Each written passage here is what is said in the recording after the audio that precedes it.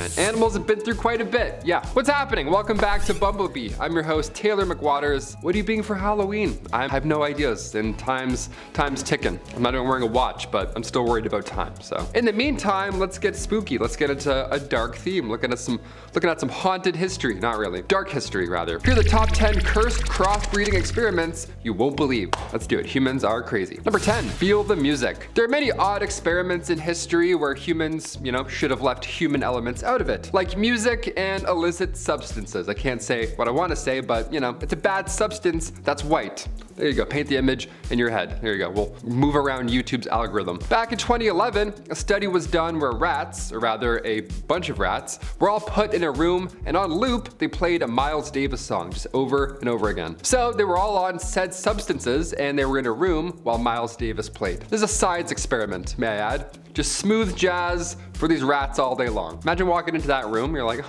what's going on in here? It's kind of fun, dare I say. Well, before the substances were injected into these test subjects, they all seemed to have calm demeanors while Beethoven was playing. But after injected, all the rats were neurologically triggered to that smooth jazz. They acted differently in a group setting, which is kind of weird. After a full week on the, not so great sauce, the rats were all of a sudden like, you know what? We love Miles Davis now. We changed our minds. So yeah, illicit substances changes how you listen to music apparently. If you're a rat, any rats watching, hit that thumbs up with your little rat hands. Number 9, the first pregnancy test. If you're looking past the ancient Egyptians and their use of barley and urine to determine if somebody's pregnant, you'll often land on this experiment from the 1930s. It's pretty close. It's heavily inspired. It was developed in 1931 by Maurice Friedman at the University of Pennsylvania Medical School. Now what would happen here is doctors would inject a rabbit with urine from a woman who was suspected of being pregnant, and the rabbit's ovaries could easily tell if that was the case. Accurate? Yes. Historical? Changes the game? Why, of course. Would it also end up with the rabbit passing away every single time? Yes. It's sad more often than not when humans are involved in any medical process, but we're trying to not do that anymore. We're doing pretty good. All those furs were like, nah, get out of here. Number 8, Kunga. Perhaps the earliest example of human-animal hybrid testing. Here we go. Scientists recently learned about this donkey hybrid that once roamed ancient Mesopotamia. This was a long time ago. This was before horses had even arrived to land, so they had to do something, right? They needed help pulling stuff. So large Kungas would step in and they would pull wagons, and smaller Kungas would help pulling plows. These little guys were the talk of the town. Imagine a hybrid animal before horses. No wonder they were a status symbol, come on. 4,000 years ago, they were given as gifts for weddings. Yummy, can you imagine that? I think it's a Kunga. It smells like a Kunga. I think it's definitely a Kunga. After so long, scientists are finally able to figure out what exactly a Kunga was a hybrid of. This whole time, it was a female donkey and a male Syrian wild ass. Put them together, what a wild time. It's wild what you still learn about ancient animal bones from thousands and thousands of years ago. More amazing how involved this hybrid was in Mesopotamian culture. I don't know, should we bring back the Kunga? Kind of neat. Kunga Uber? I would take those, hop in a little cart. Number 7, human cow eggs. Okay, we had a few giggles with that one. Time to get into some real dark science stuff. Back in 2008, hybrid research was being done. Human animal hybrid research obviously was being done because of course. The whole idea was to find a cure for Parkinson's disease. Now, I like these projects because we're moving forward at least, or we're trying to. We're trying to find a solution in some way, shape, or form, right? Road's gonna get a little dirty, but we'll figure it out. Otherwise, we don't need to be poking around cows, you know what I mean? Nobody needs 3 bowls of cereal before gym class anymore. Those days are over. There's other ways to wake up. I would do the beep test, I almost throw up every single day. Yeah, I would just have a full bowl of cereal and then just go to class and play baseball all morning. It's like, geez. Scientists used the nucleus of a cow egg. They took it out and replaced that nucleus with that of human and skin cells. Add in a little time and the egg can now develop and turn into a blastocyst, aka a cloned embryo. And there we have stem cells for said science. Again, this is a lovely step, but how far do we go? How much DNA are we gonna mix before, things can go south? For example, Number 6, monkey head transplant. Okay, here we go. The first ever successful monkey head transplant. Crazy that I'm saying that out loud. This was back in the early 1970s. I imagine some of your parents may have heard of this. I don't know, I bet it would be hard to forget. Ask them. Ask them in the middle of dinner when they're mid-bite. Ask them about the monkey head transplant from the 70s. Just ruined dinner. American researcher Robert White, he pulled off the, otherwise impossible and a slow, tedious operation. See, White took the head of one monkey and then attached it to a already headless monkey. Add a little time and energy and some science and voila, this actually worked. Yeah, the monkey actually tried to bite one of the surgeons once it came to life, which, totally fair. I'd probably be a little upset too. Sadly, the monkey passed away 9 days later, but like I said, the fact this actually happened, one, is terrifying, and two, dare I say, it's miraculous. Some sci-fi stuff right here. We're moving heads, we're transferring heads for 9 business days. Gross. Number 5.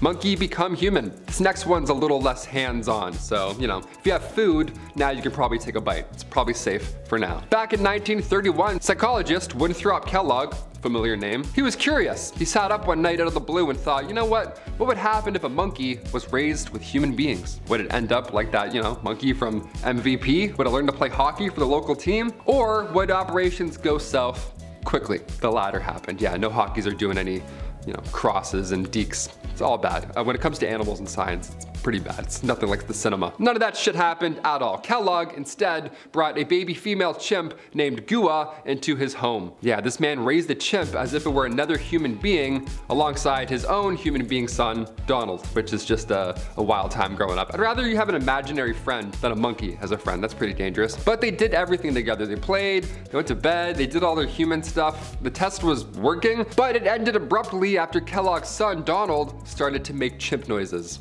Yeah, and then everybody was like, you know what? Let's not do that. That was terrifying. Maybe chimps can't learn how to kickflip. Maybe instead humans just go backwards in evolution. So Gua was then released and no more human best friend. Back to, dare I say, normal. I always wanted a monkey best friend growing up. Now I don't. Now I really don't. Number 4, multi-dog. The multi-dog. Yeah, this is gross. This was back in the 50s when a Soviet scientist, Vladimir Demikov, created, a multi-headed dog.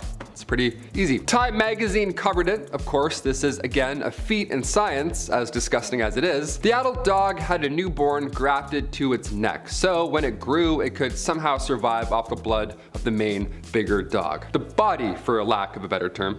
Gross. When observed, the puppy did have its own characteristics. It was playful as it growls, just as the other dog's characteristics would be. Now, it is a sad 1950s Soviet animal experiment, so of course that animal didn't survive a very long time. But crossbreeding experiments from hell, this is why we're here, you know what I mean? It's like that 3-headed dog from Harry Potter, you know what I mean? Cerberus, I think his name is Cerberus. This, a little more terrifying, a little more jarring, I'd say, to look at. After you play Harry Potter chess, this thing pops out, you're like, ooh.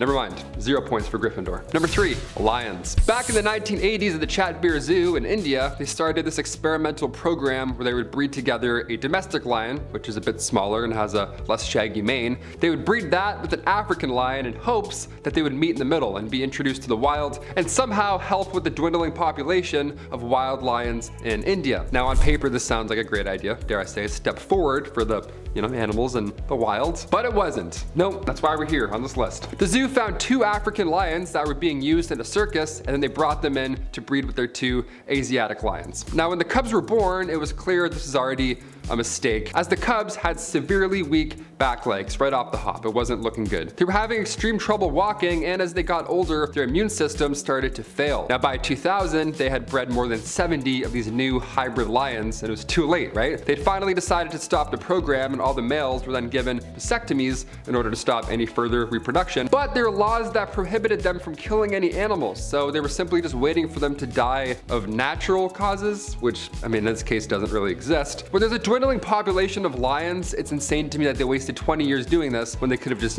simply bred the lions that they had with other lions. Probably harder than it sounds, but I don't know.